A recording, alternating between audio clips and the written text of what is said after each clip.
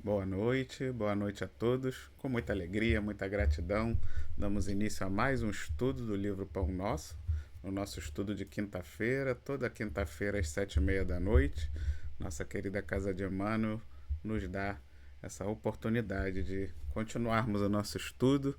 Esse aqui é bom que é de casa, É, ninguém precisa pegar nem chuva, nem sol, nem vento, nem frio.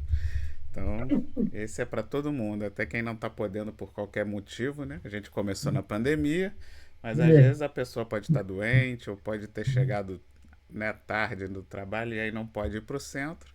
A gente aqui tem essa oportunidade de também dar continuidade, né, aos nossos estudos. Mas mesmo quem vai também, que eu também tô sempre lá na segunda-feira, mas não deixo de vir aqui não. Então dá, se a gente se organizar, dá para ir nos dois, presencial e dá, online, né? dá, claro, Então, claro. hoje, nossa irmã Júlia vai dar continuidade ao estudo no capítulo 54 do livro Pão Nosso. Então, convido a nossa irmã Júlia para fazer a nossa prece de abertura. Vamos nesse momento acalmar os corações, a mente, para iniciar nossa prece. Primeiro, de gratidão a Deus pela oportunidade do estudo, estarmos aqui dentro de uma casa que nos abriga, que é a casa de Emmanuel, com todo carinho, com toda essa proteção amiga. E assim, Mestre Jesus, é em teu nome, em nome dessa falange amiga, desses espíritos protetores, mas, acima de tudo, em nome de Deus, nosso Pai, damos início a mais um estudo do livro Pão Nosso. Fica conosco para que a gente possa aprender um pouco mais dos teus ensinamentos, Senhor Jesus, e colocá-los em prática na medida da nossa caminhada evolutiva. Graças a Deus. Graças a Deus. Vamos compartilhar o texto. Na aula passada eu demorei para compartilhar o texto, vocês nem me avisaram. Porque eu estava lendo a minha cola, em vez de olhar a tela e esqueci. Aí o pessoal de casa, se não tem o livro, ficou a ver navios.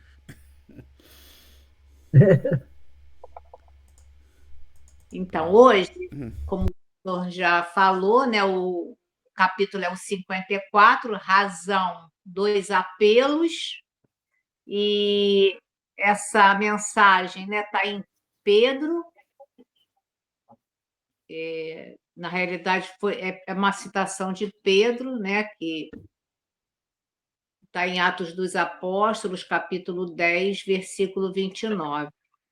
Então, Emmanuel pegou esse versículo para que a gente pudesse entender um pouco mais, né?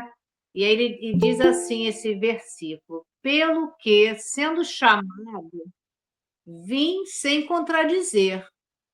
Pergunto, pois, por que razão mandaste chamar-me? É, essa, essa citação, ela está, como eu falei, em Atos dos Apóstolos, no capítulo 10.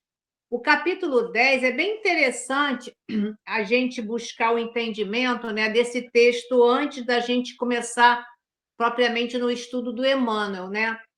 Então, essa passagem ela tem o título, lá no Novo Testamento, chama assim, Pedro na casa do centurião Cornélio.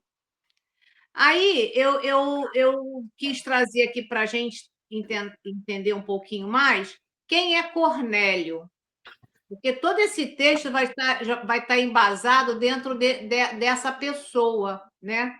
Cornélio, ele morava em Cesareia Marítima. Esse nome, né, foi dado em honra a César, por isso que o local chamava Cesareia, é a capital da província romana da Palestina. Cornélio, ele era um oficial do exército romano. Junto com a sua família e seus amigos, foi assim o primeiro dos não-judeus a tornar-se cristão. Ele era um homem, apesar de ele ser um oficial do exército romano, né, ele era um homem piedoso, ele era um homem justo, devoto, caridoso e dava esmola ao povo. E as suas rogativas a Deus foi ouvida e ele teve uma visão que pedia para que Pedro falasse para ele, evangelizando-os. Então, apesar de ser um oficial do exército romano, né, que naquele momento oprimia ali os judeus, ele era um homem caridoso, ele era um homem, junto com a sua família, que não era judeu, né? Mas ele era cristão. Cristão por quê? Porque ele era um homem piedoso. Então, ele fazia o que muitos até não faziam, mas ele se destacava, né, dentro daquela situação toda. Então, quando a gente vê que o Emmanuel coloca lá em cima o capítulo Razão dos Apelos, apelos é você pedir algo, né? É um auxílio, pedir uma proteção. Então, o que esse Cornélio ele faz? Ele faz uma solicitação para que o Pedro viesse na casa dele. Né? E aí, por isso que quando Pedro se dirige lá, Pedro tem uma visão, o capítulo é muito interessante. Eu peço que vocês depois tirem um tempinho para dar uma lida. É bem interessante, porque ele faz esse apelo, Pedro tem uma visão, no momento ele não compreende muito essa visão, mas depois vai chegar lá homens a mando do Cornélio para buscá-lo. Aí ele entende dessa visão, e aí Pedro chega na casa dele. Aí, quando ele chega na casa do Cornélio, é aí que ele faz essa pergunta: por que razão mandaste me chamar? Então, a gente só entende esse pedacinho do versículo quando a gente completa todo o capítulo, né, da mensagem ali, né, trazendo para nós aquele momento, naquela situação. Então, a princípio, é isso que eu tenho assim para trazer a respeito dessa passagem que está em Atos. Atos, a gente já deixou aqui um tempo atrás, que a gente já falou que Atos, quem apontou Atos foi Lucas, né? Então, mas eu não vou me deter nisso, não, tá? Só para a gente poder iniciar. Se alguém quiser completar alguma coisa, fique à vontade.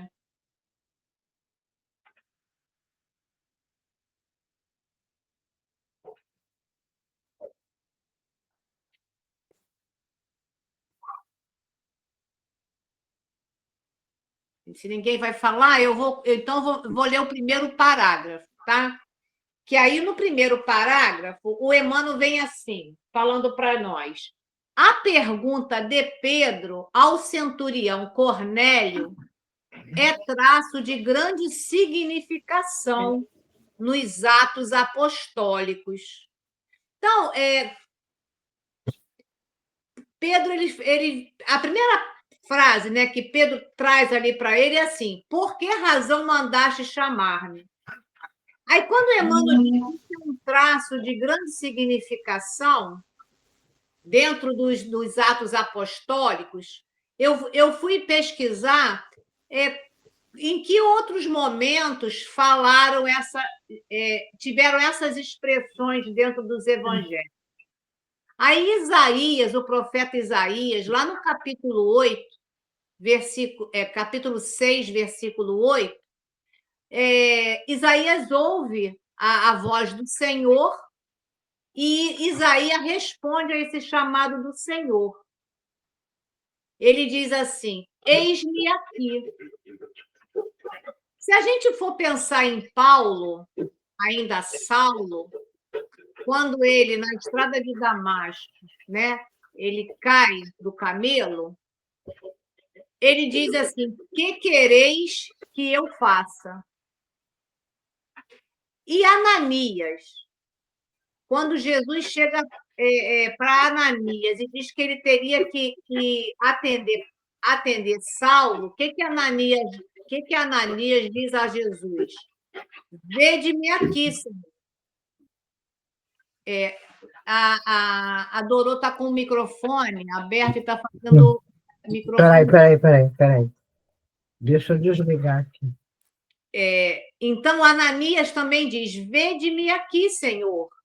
Então, a gente vê que, logicamente, deve ter outras passagens, mas eu trouxe somente essas três, mais a do Pedro, para a gente ver que quando o Emmanuel diz que isso é um traço de grande significação, por quê? Essas expressões representam o quê? A busca por orientação e propósito na vida, a disposição de se colocar a serviço do bem, seguindo a vontade de Deus.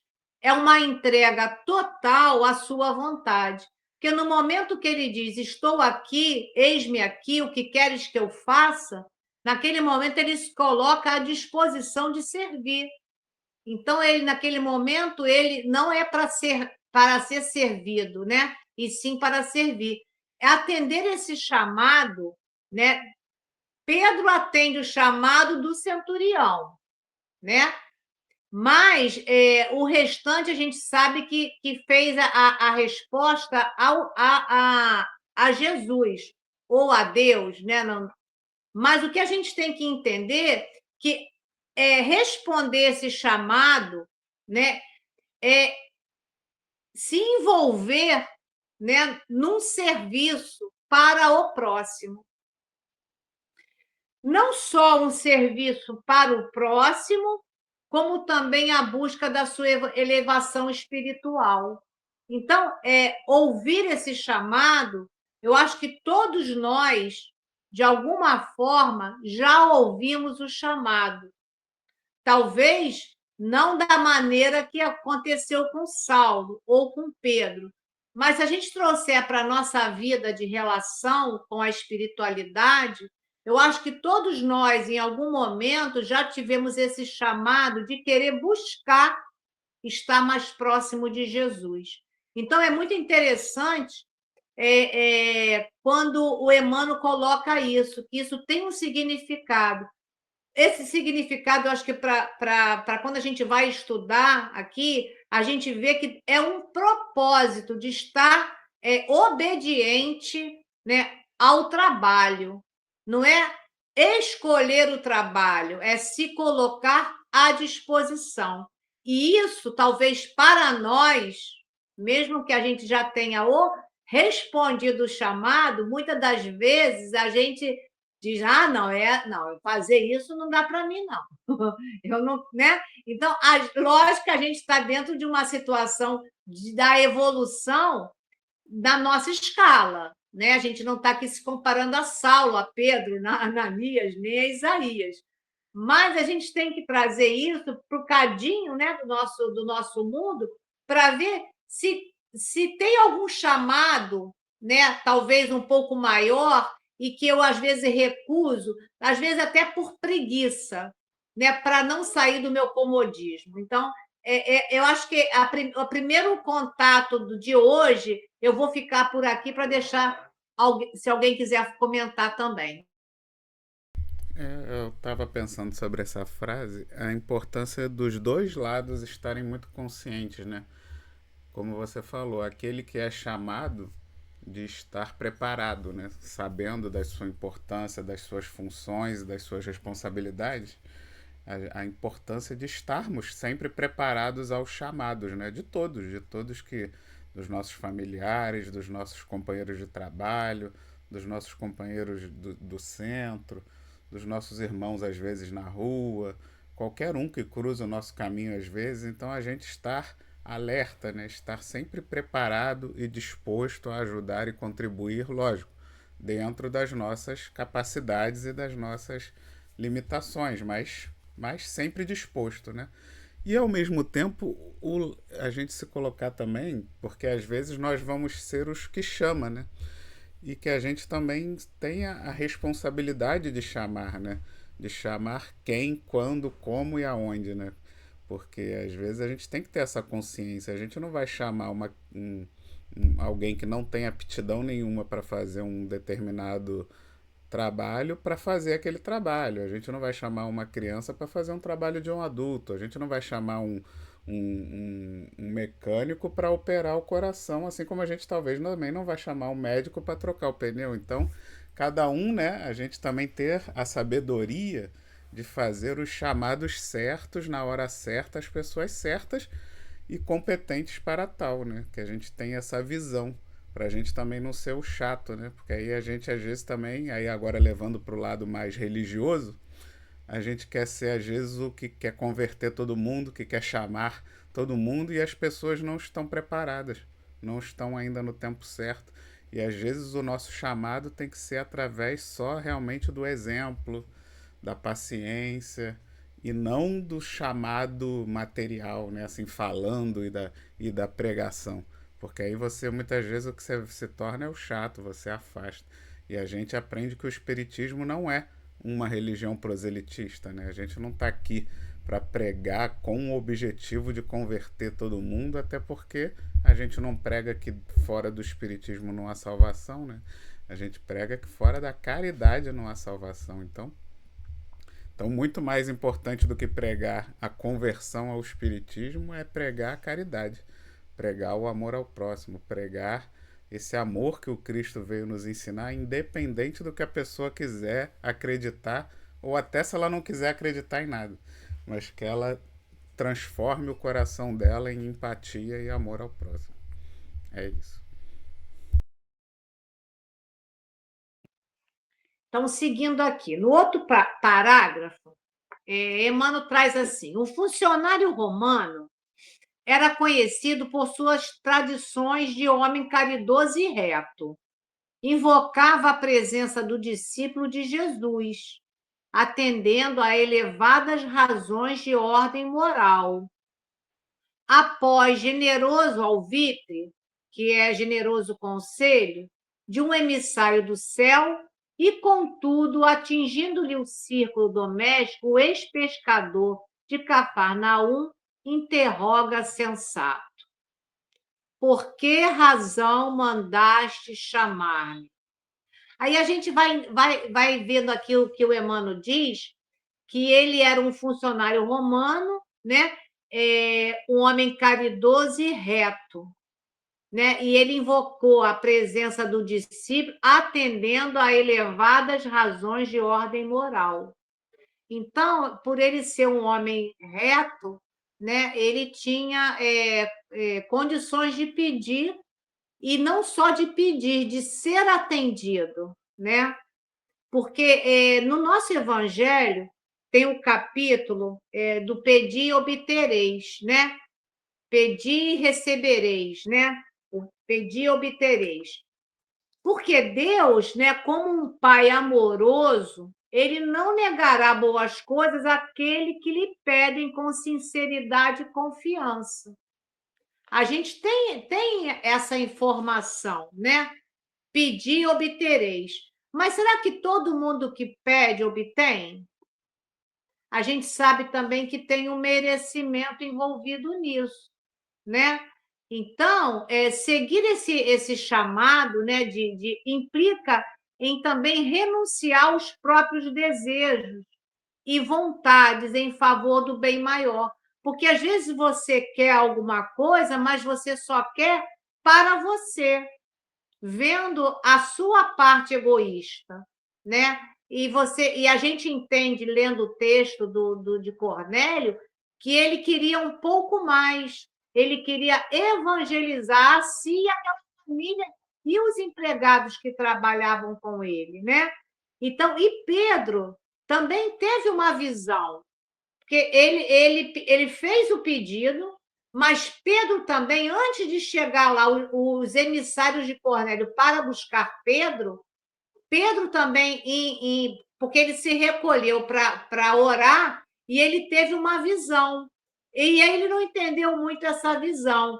Mas depois, quando ele está diante de Cornélio, ele consegue compreender. Porque Jesus quis mostrar para ele que evangelizar não era só os judeus. Ele tinha que ir além dos judeus.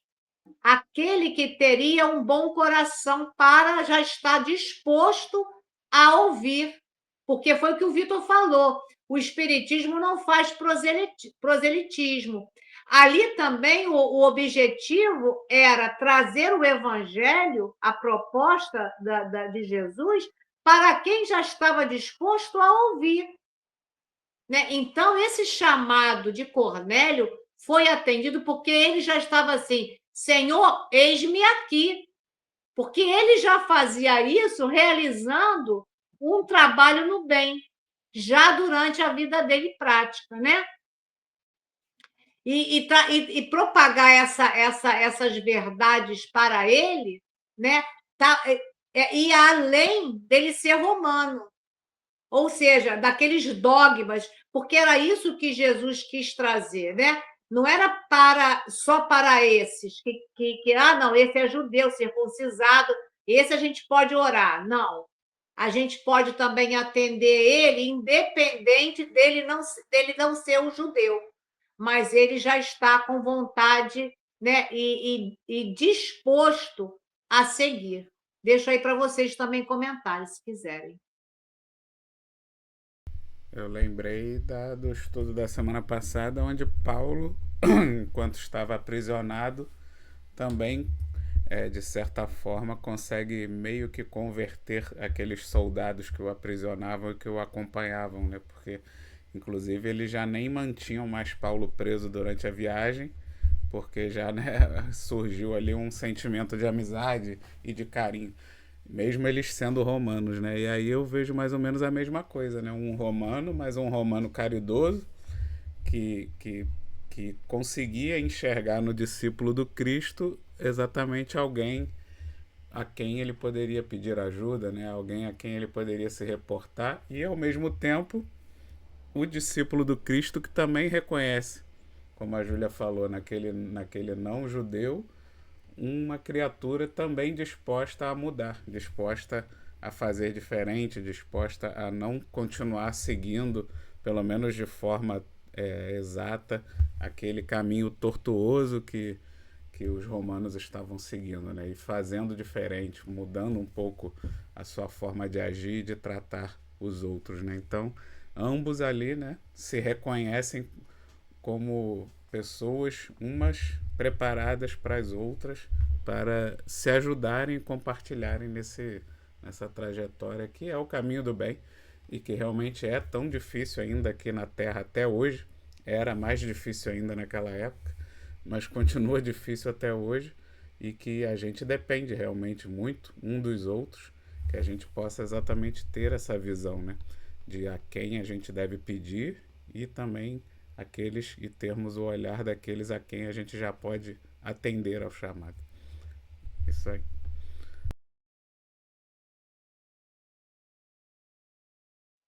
Então, vamos seguir. O outro parágrafo começa assim: Simão precisava conhecer as finalidades de semelhante exigência, tanto quanto o servidor vigilante necessita saber onde pisa e com que fim é convocado aos campos alheios.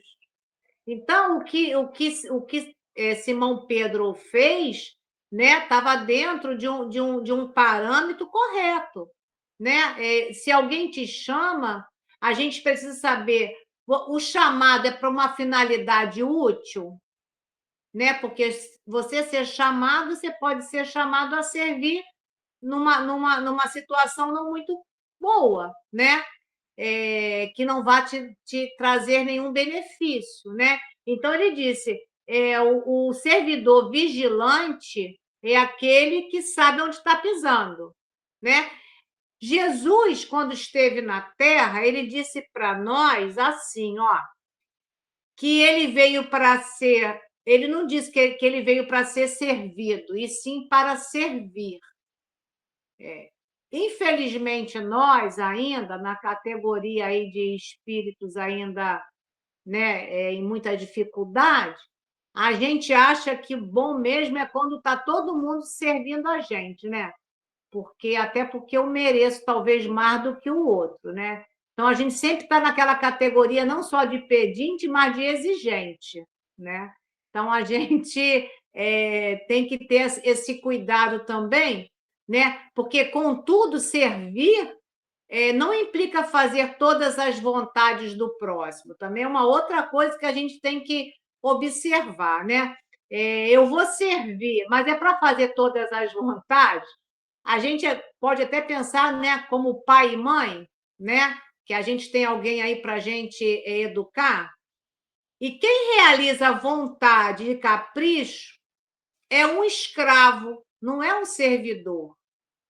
Então, a gente também tem que observar quando a gente diz, não, Cristo não veio para ser servido, para servir. Mas como é que é isso na nossa prática do nosso dia a dia? Servir significa atender necessidades legítimas, necessário ao bem-estar físico e emocional das criaturas. A atuação na seara do mestre não se limita a tarefas específicas, e sim em estar atento a todas as áreas da vida, onde a pessoa pode semear a luz do Evangelho e contribuir para a transformação do mundo. Por quê? Eu não posso também me limitar, não, eu só vou fazer se for aqui ou ali. Não, isso eu não quero. Porque às vezes você só quer facilidade. Você quer ser aquele que serve, mas somente numa área de conforto. Por que para você tem que ter conforto e para seu irmão ele pode fazer a parte ruim porque você gosta só do bom? Então, que tipo de servidor sou eu?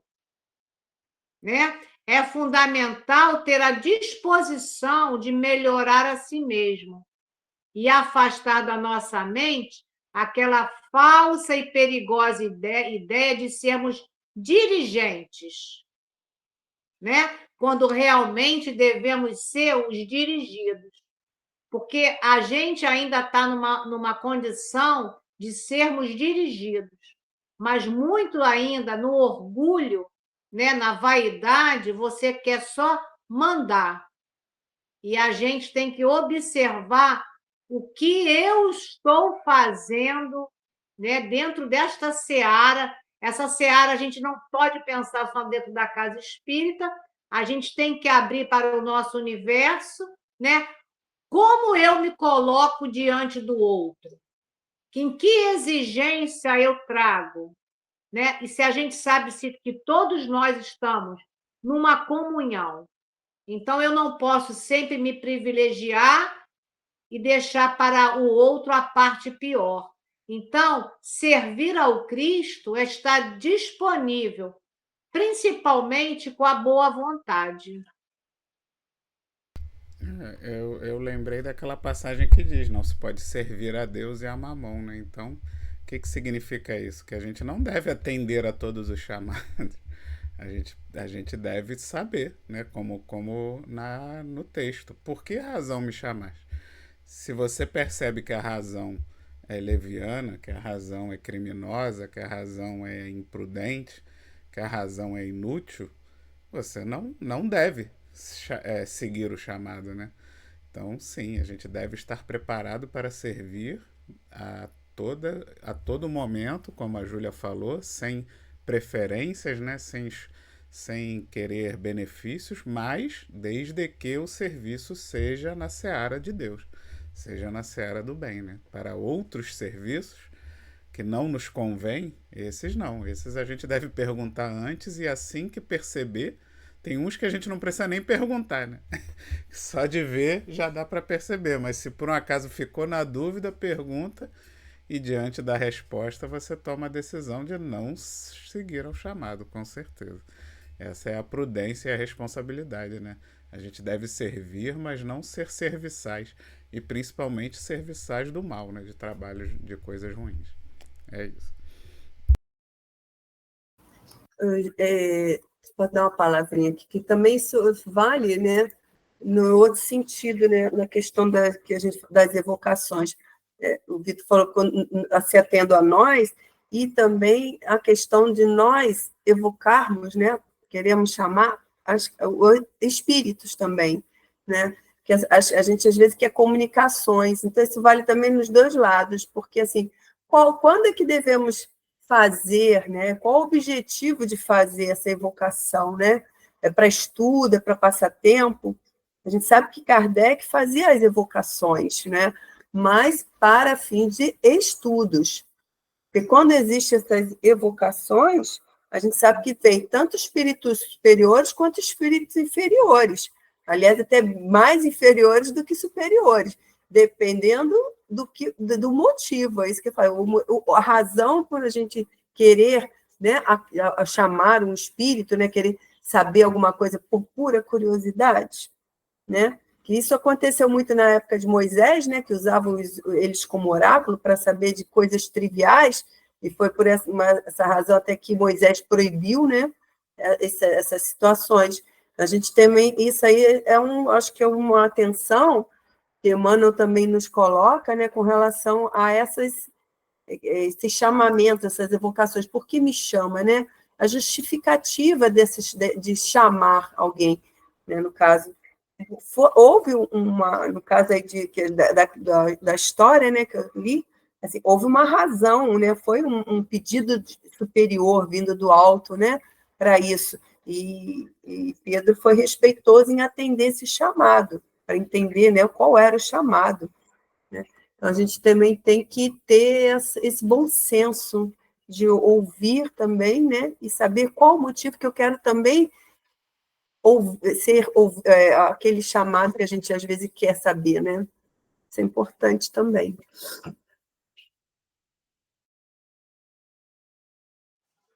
Muito bom.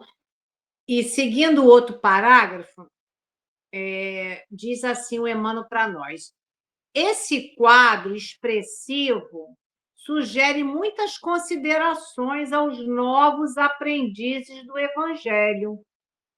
Muita gente, por ouvir referência a esse ou aquele espírito elevado, costuma invocar-lhe a presença nas reuniões doutrinárias.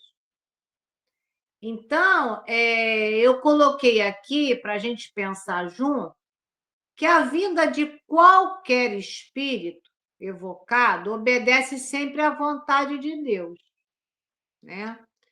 Chico dizia, né, que o telefone toca de lá para cá, não é daqui para lá, né?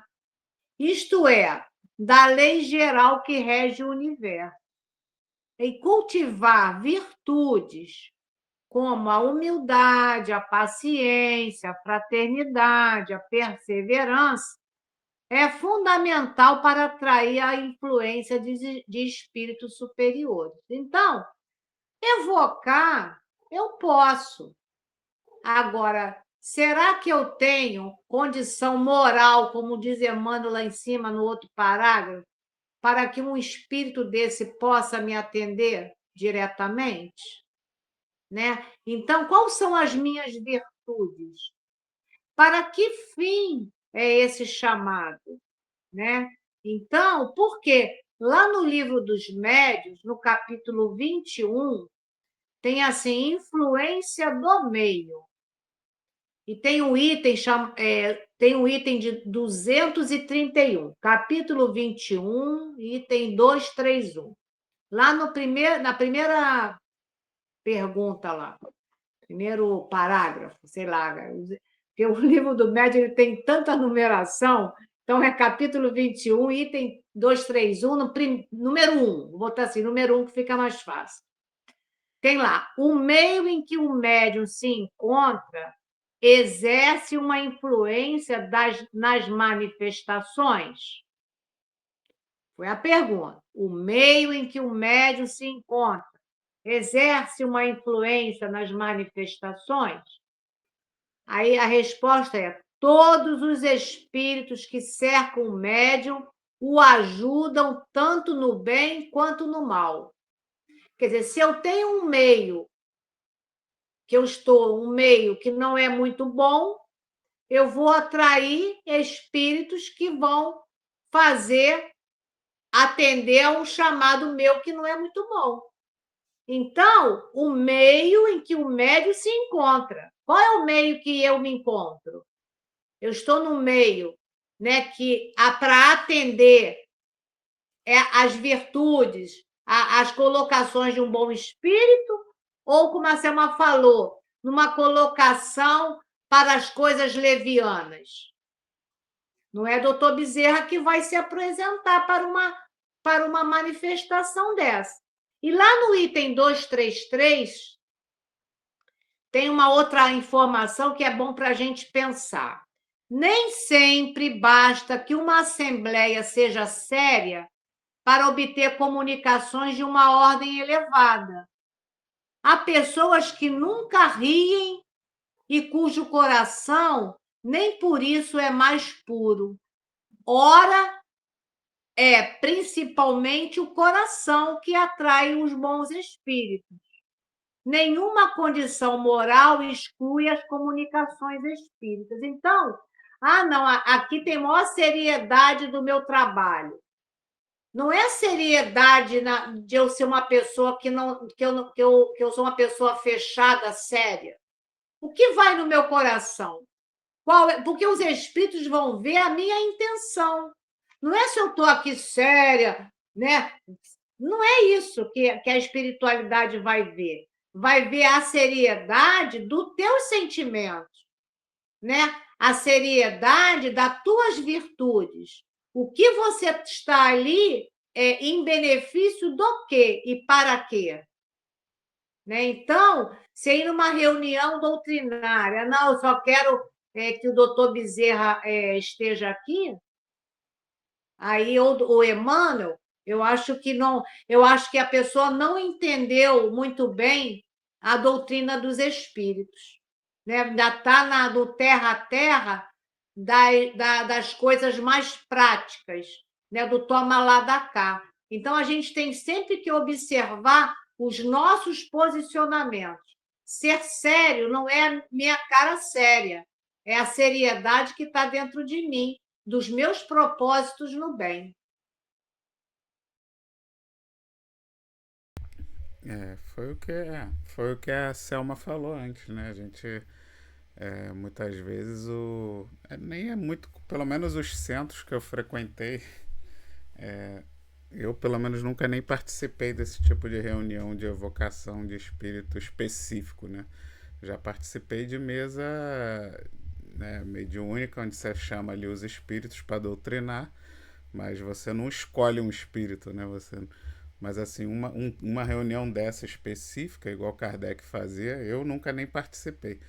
Mas imagino que né, ela deve, quando é feita, tem que ser feita com muita seriedade, né? Com os médiuns ali presentes, eles precisam estar realmente imbuídos desse sentimento de amor e caridade pela boa manutenção da casa e pelo bom desenvolvimento dos trabalhos, evocando a presença dos mentores e dos protetores da casa para ajudar, né, nos conselhos e nos caminhos que vão levar ao trabalho, né? Eu acredito até que muitas vezes você nem especifica qual é o espírito que vai vir, né? Você exatamente solicita a presença dos protetores, dos mentores da casa, até porque a gente sabe que nomes, na verdade, dificilmente, mesmo quando você evoca a Bezerra de Menezes, não vai ser o próprio Bezerra de Menezes que vai vir, né? Imagina, você tem provavelmente aqui a cada hora deve ter milhões de casas espíritas evocando Bezerra ao mesmo tempo.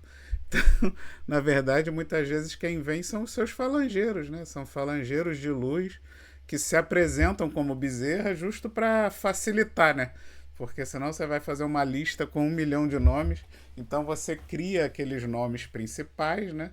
Que seria tipo Falange de Maria, Falange de Francisco de Assis. Então você cria nomes, né, principais, mas que milhares e bilhões de espíritos vão se apresentar com aquela nomenclatura, desde que sejam espíritos que estão envolvidos, né, naquela falange, naquele tipo de trabalho. Então tem isso também, né? A gente tem que ter essa consciência que quando a gente fala de espíritos, né, tem sempre lá no centro, a gente sempre fala também, né, que Preto Velho, por exemplo, tem um monte de espírito que não encarnou preto na última encarnação, mas que se apresenta como Preto Velho, porque é a falange, assim como tem a falange de Bezerra, tem a falange dos Pretos Velhos, a falange dos caboclos, e provavelmente aquele irmão nem foi índio na última encarnação, pode ter sido índio, mas em outra, mais lá atrás. Então, tudo essas nomenclaturas têm a ver com a falange que aquele espírito trabalha, com o tipo de orientação e de trabalho espiritual que ele faz, então ele se identifica, né? Então é importante a gente ter também isso, para que o médium tire, né, essa coisa de que eu sou o médium que recebe Bezerra de Menezes, eu sou o médium. Eu, graças a Deus, nem conheço nenhum médium que se intitula dessa forma, mas se é que tem alguém, né, se é que tem médium fazendo isso, que pare com isso, né, que não tem nada a ver. Você não é o médium que recebe Bezerra de Menezes. Bezerra de Menezes tem mais o que fazer do que ficar ligado a um único médium, né? Então você provavelmente, no máximo, se você é muito bom mesmo, se você realmente se dedica com muito amor, você tem ali uma falange de médicos que também trabalham sob a orientação de Bezerra e que se utilizam do seu corpo mediúnico para algumas atividades. Então era isso.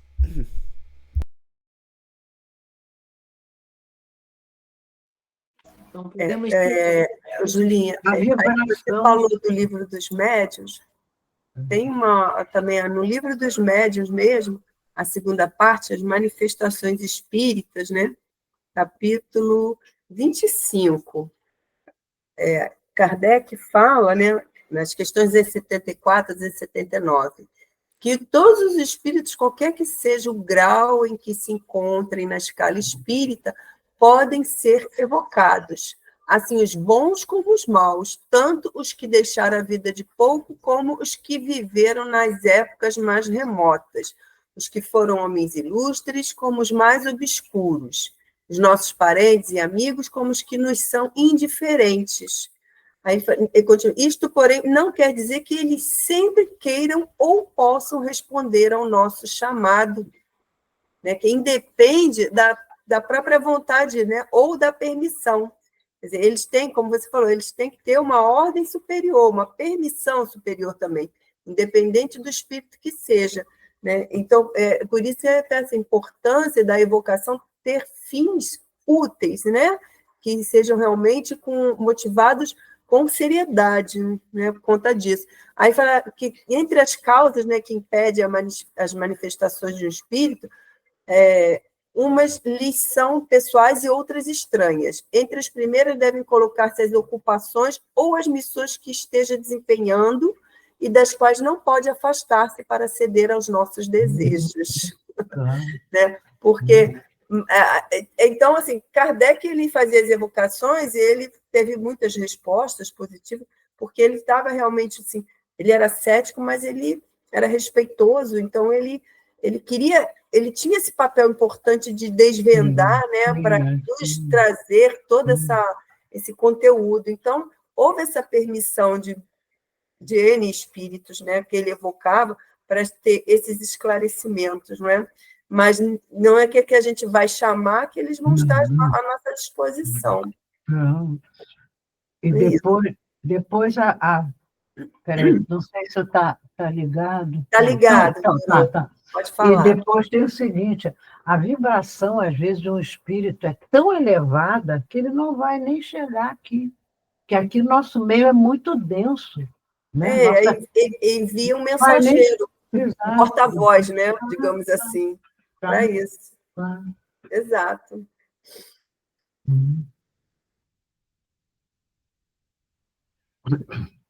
Então, por Kardec ter sido, né, o espírito que aceitou essa missão, né, ele era um homem que ele não se deixava levar, né?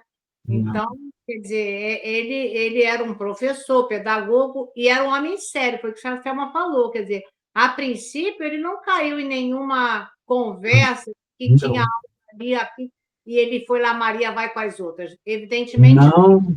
Por ele ser um homem sério, foi quando ele foi entender o que era aquilo. E ele buscando o que era, depois ele se entregou ao trabalho, com seriedade, né? Tanto que ele foi assistido por Jesus, né? Então, assim, para a gente ver a importância de você estar, Senhor, eis-me aqui, né? E seguir o trabalho com determinação e com responsabilidade.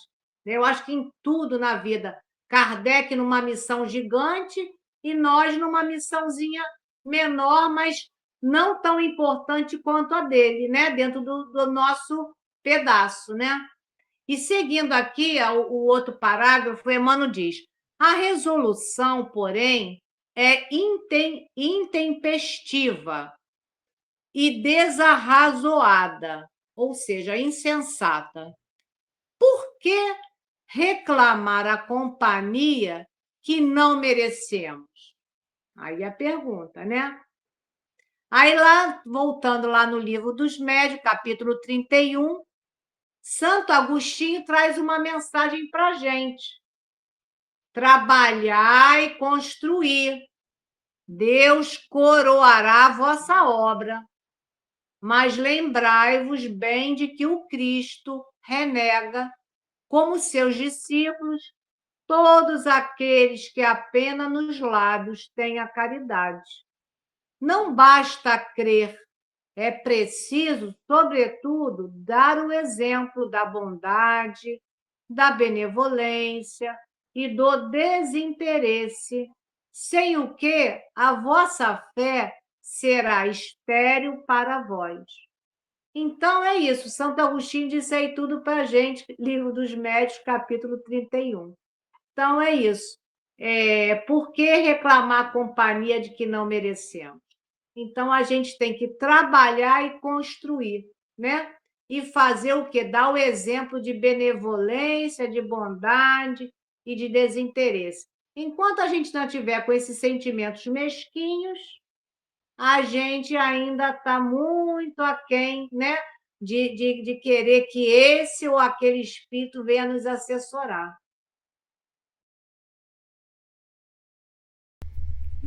Isso aí não faz sentido, né? A gente querer. É que nem a gente faz tudo errado e depois vai pedir ajuda, né? A gente não adianta, né? Aquela história. O médico vai até te dar um remedinho, talvez, alguma coisa que talvez alivie a dor, mas a solução vem realmente do nosso conhecimento moral, né? Da nossa busca, do nosso esforço. Então, realmente não faz sentido a gente ficar. Eu queria, né? Eu queria que. A gente só olha o lado bom, né? Eu sempre gosto de dar esse exemplo, porque quando eu comecei lá atrás, conhecer o Espiritismo, e aí conhecer médiuns como Chico Xavier, essas coisas, eu ficava assim, caramba, eu queria ter uma mediunidade assim, né? Onde um médico baixasse em mim e eu conseguisse curar as pessoas. Mas a gente olha por esse lado bom, né? Como se a gente virasse. Isso lá no início, né? Quando eu conheci o Espiritismo, essa sensação, né? Você vira um super-herói, né? Vira. Tipo, eu nunca estudei medicina e aí vai baixar um médico aqui e eu vou curar as pessoas. Olha que maravilha. Só que a gente esquece que não é assim. O mecanismo não é esse. Na verdade, você precisa desenvolver os seus conhecimentos, as suas habilidades, até para que o espírito possa trabalhar em conjunto com o médium de forma muito melhor, né? Porque é muito mais fácil, por exemplo, para um espírito ele trabalhar junto a um médium que estudou medicina. Porque aí fica, né? Você precisa de uma mediunidade menos ostensiva, uma coisa muito mais fácil, né?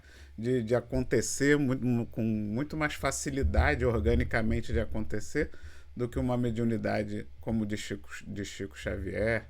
São mediunidades muito fortes, né? Que realmente o espírito praticamente é quem domina o corpo. Isso é muito mais raro. Então a gente não é isso que a gente tem que querer. E mesmo que se a gente viesse com essa predisposição, olha a vida de Chico. Ele não tinha vida, né? Ele não tinha vida no sentido egoístico de falando, né? De pensar nele, de fazer as coisas dele. A vida dele, ele veio com essa mediunidade exatamente porque ele se predispôs na espiritualidade em ser esse instrumento de caridade plena, né? Quase que 24 horas. E será que nós estamos realmente preparados para isso? Será que a gente realmente quer ter esse tipo de mediunidade quando a gente pensa realmente no todo, não só nos prós, mas nos contras também, né? Considerando que ainda somos muito egoístas. Será que a gente realmente está preparado? Então, cuidado, né? Cuidado com o que a gente anda chamando, porque a gente não está preparado. De repente, vão jogar. De repente, a espiritualidade vai jogar só um terço daquela cruz que a gente está pedindo, e aí já vai dar quase esmagar a gente, mas para a gente perceber que a gente não está sabendo, olha o que você está pedindo. Aí vai lá e vai jogar. Aí quando você sentir que quase te esmigalhou, você, opa, não era isso não, ainda não estou pronto. E aí você vai tomando consciência, né? Mas é isso, a gente acha, né, que vai ser muito bem acompanhado espiritualmente, mas para isso a gente ainda tem que comer muito feijão com arroz.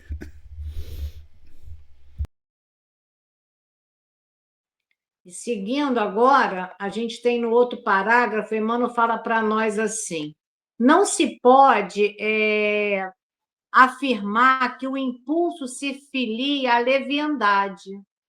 Entretanto, precisamos encarecer a importância das finalidades em jogo. Então, essa seriedade que a gente precisa, né? Tudo isso que a gente já falou aqui, nessa jornada, ela implica principalmente em estudos constantes, em reflexões críticas, que nós precisamos disso, sim. Nós precisamos da prática da caridade, que também não adianta só a gente estudar e falar, a gente precisa atuar, né?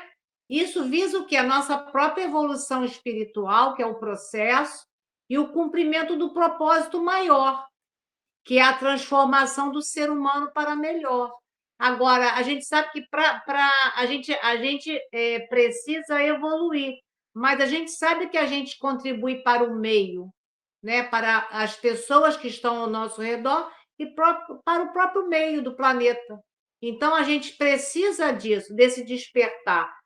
Conhecereis a verdade, a gente sempre fala aqui, né? E ela vai te libertar. Então, a gente precisa muito desse propósito, principalmente do conhecimento, né? Agora, a mediunidade, através da qual os espíritos podem se comunicar com os vivos, é vista como uma ferramenta para obter a orientação, conhecimento, consolo, além de auxiliar na compreensão da vida após a morte.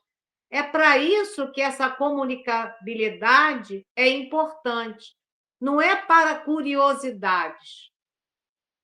A importância de orientações sérias, seguras, inclusive até de cura, a gente sabe disso, né? Mas leva sempre a um propósito maior, né? Então, essa comunicação com os espíritos superiores tem como principal finalidade a instrução e o esclarecimento. Essa é a principal importância, né? E esse esclarecimento não é só para mim. Você vê qual foi o trabalho de um Chico Xavier, o quanto esse homem contribuiu para a humanidade. Existe um antes e um depois de Chico. O Divaldo Pereira Franco, esse espírito Joana de Ângeles, que contribuiu muito com a psicologia.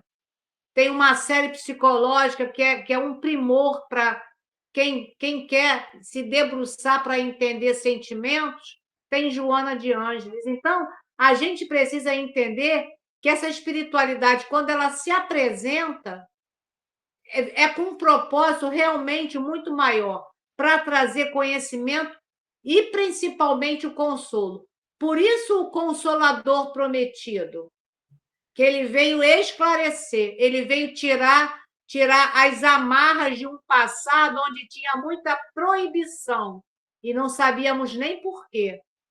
Então, desvendar também para nós hoje é muito importante, porque a gente pode se apresentar a um serviço com a consciência desperta. E isso, para mim, é muito importante.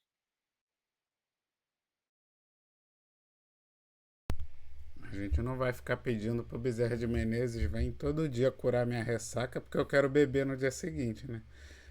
Ninguém vai ter coragem de fazer isso, né? Como você falou, a gente chama os espíritos bons para coisas boas, né? A gente não chama os espíritos bons e nem para cometer também abusos, né? Ah, eu vou chamar aqui espírito, sei lá, de Albert Einstein para me ajudar no vestibular na prova de física. Não, ele não vai me ajudar a corromper, né? A fazer, a ter um benefício. Não, a gente chama. Para isso nós temos os nossos protetores e mesmo assim a gente pede para que eles ajudem a gente a não esquecer o que a gente estudou, né? O que a gente fez o esforço. E aí sim, aí eles vão estar dispostos a nos ajudar, né? Aí sim eles podem ajudar, fazer com que a gente se lembre, com que a gente tenha calma, com que a gente consiga mais do que a gente fez, do que a gente concluiu. Nunca para nos beneficiar, nunca para nos fazer privilégios e menos ainda para nos ajudar em coisas ruins, né? Em leviandades. Eles só vão estar presentes para nos ajudar no que é útil na nossa evolução intelecto-moral.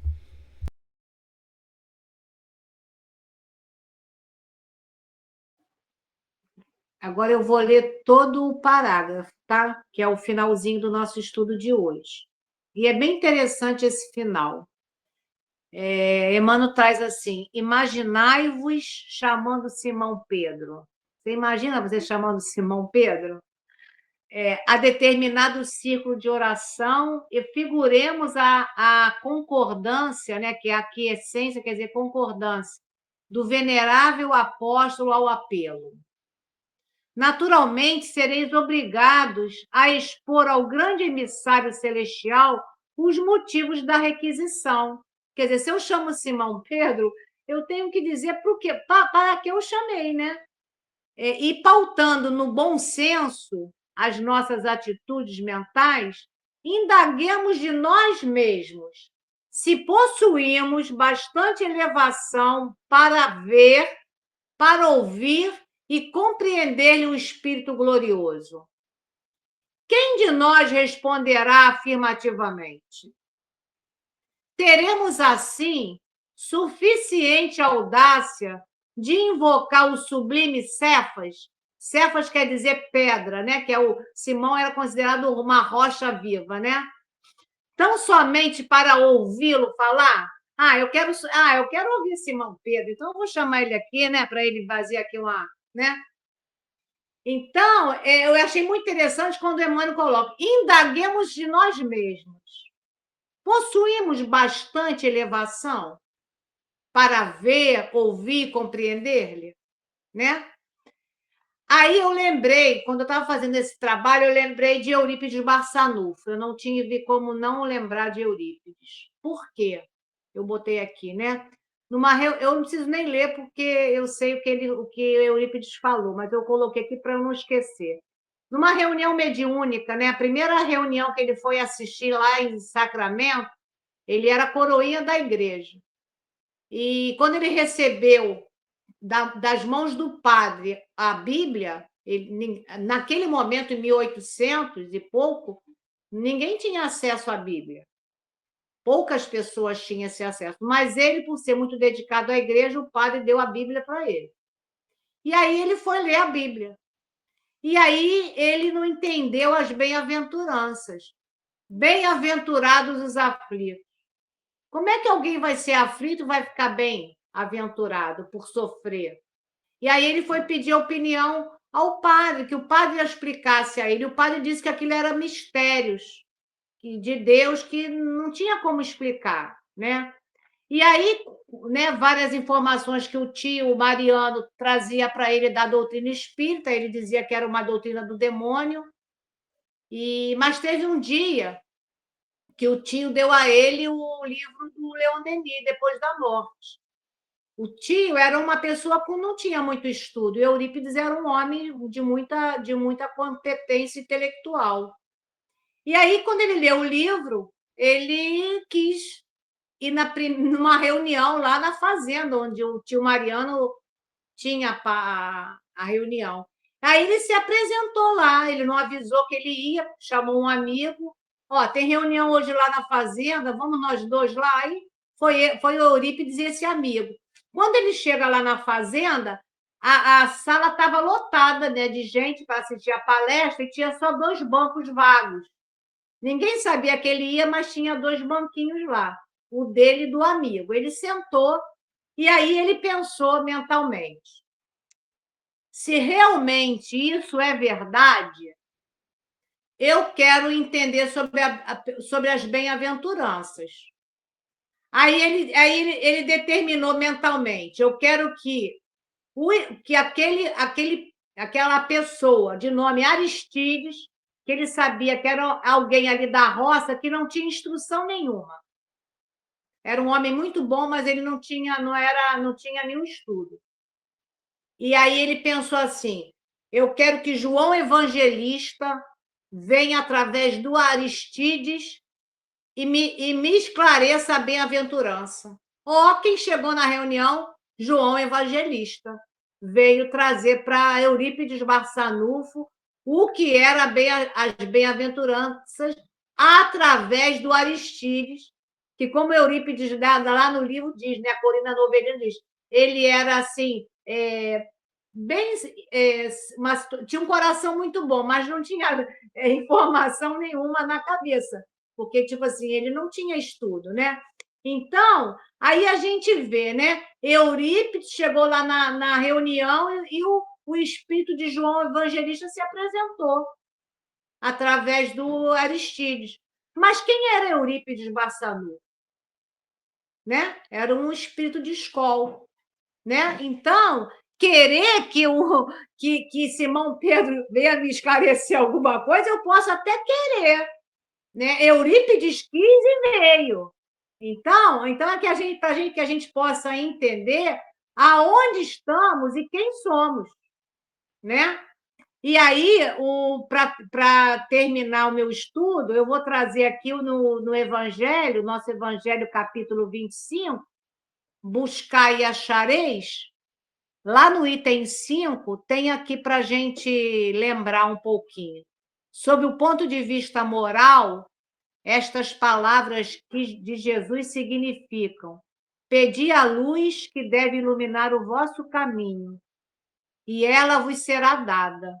Pedi forças para resistir ao mal, e a recebereis. Pedi a assistência dos bons espíritos, e eles virão vos acompanhar. E como o anjo de Tobias, eles vos servirão de guias. Pedi bons conselhos, e eles jamais vos serão recusados. Batei à porta, e ela vos será aberta. Mas pedi sinceramente, com fé, fervor e confiança. Apresentai-vos com humildade e não com arrogância. Sem isso, sereis abandonados às vossas próprias forças, e mesmo as quedas que sofrerdes serão a punição do vosso orgulho. Então, pedi, buscai, achareis. Mas como pedir? Como nos colocarmos, né, para esse pedido, né? E Jesus diz: eis que estou à porta e bato. Agora, a maçaneta, quem vai virar sou eu. E como é que eu vou virar para abrir essa porta? Com a boa vontade de ser o servidor, como diz o doutor Bezerra, né? Simples e humilde, ou aquele que só quer, né? Que só exige, seja esse ou aquele, ou desse jeito ou daquele jeito. Então, que a gente tenha assim, oportunidade, através dos estudos, levar isso para o nosso cotidiano. Isso. Porque não são só as boas letras. A necessidade, como lá o Aristides, não tinha muitas letras, mas ele tinha um coração muito bom. Por isso, Eurípides também teve condição de pedir por ele e ele ter condição de receber João Evangelista. Então, a gente não precisa chegar a tanto, mas o que a gente consegue já dentro do que a gente já tem de capacidade e condição? É isso mesmo. E aí eu me lembro de uma frase que, de vez em quando, falam lá na casa de Bezerra de Menezes, que a comunicação é de lá para cá, não é daqui para lá, é de lá para cá. Porque eles é que sabem o que a gente pode aproveitar. Eles querem que a gente aproveite, não é? E nem sempre nós, na nossa pequenez, sabemos até pedir essa comunicação, né? Então, acho que está ótimo, eles que resolvem, porque eles vão fazer muito melhor, realmente, e vai permitir uma evolução nossa equilibrada, que é muito importante isso também, né? É isso aí. Estamos chegando no nosso horário. Bem, quero agradecer a Júlia por nos guiar no estudo da Muito noite de hoje. Agradecer a presença de todos. E eu vou fazer um chamado aqui, não é do João Evangelista, mas é do João.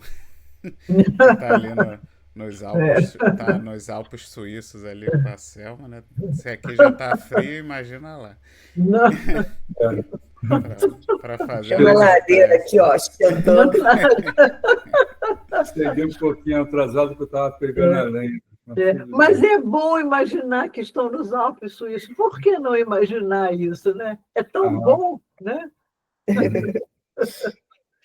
Então vamos fechar Vamos. os nossos olhos, elevar o nosso pensamento a Deus, nosso Pai, e agradecer mais uma vez a Jesus, nosso mestre, nosso irmão, nosso guia, nosso modelo, pelos ensinamentos que ele nos trouxe, para que nós possamos progredir, né? O amor do nosso irmão é que nos faz cada dia melhores. Agradecer também aos nossos amigos espirituais que sempre estão ao nosso lado, nos amparando, nos auxiliando. E ao estudo do nosso grupo que sempre se reúne uma vez por semana para aprender sempre um pouquinho mais. Graças a Deus. Graças a Deus. Então, até semana que vem. Não deixa de dar o seu like, se inscrever, ativar o sininho e compartilhar essa mensagem para que ela chegue o mais longe possível. Fiquem com Deus, pessoal. Até semana que Uma vem. boa noite Uma boa para noite para todos. todos. Boa semana para todos. Beijo para todos. Obrigada. Tchau. Tchau.